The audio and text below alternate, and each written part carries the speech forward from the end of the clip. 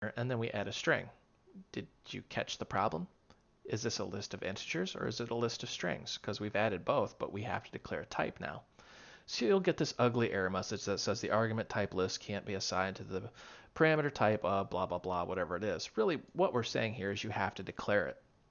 And here's the correct code, var list equals, and then we've declared a type, and everything works. If we tried to add a string, you would get an error. So that's the biggest change. There's a lot of other additions and features and minor bug fixes that may come into play, but that's the biggest one right there. You can, without a doubt, watch all of the Dart and Flutter tutorials and learn the core concepts, and most of the code out of the box will work just fine. However, if you're going in, and let's just randomly pick one here. Let's say you're watching a video and you're typing as I'm typing, and then when you go to compile, mine on the video works and yours does not. That's exactly what's going on. It's a difference in version and the type system.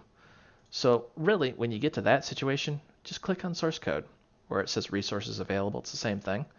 It'll take you out to GitHub, and I have been going out in the background and I've been updating the code whenever possible.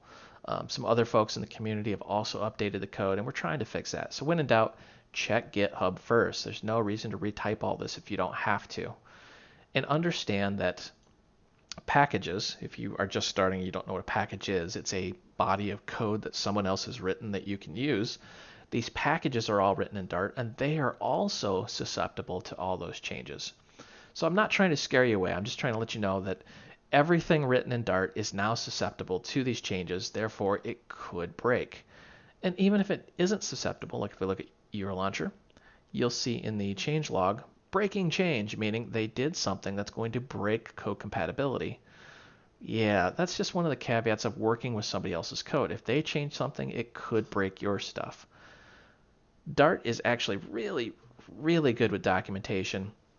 They've got a whole tutorial on the type system, how to fix common problems and types, and it just really goes in depth. So if you're having some sort of issue, definitely check their website. But most of these videos out of the box should work just fine. If you have an existing project, definitely read this. They do have a Dart 2 fix tool, which will try to help migrate some of the usages from Dart 1 to Dart 2.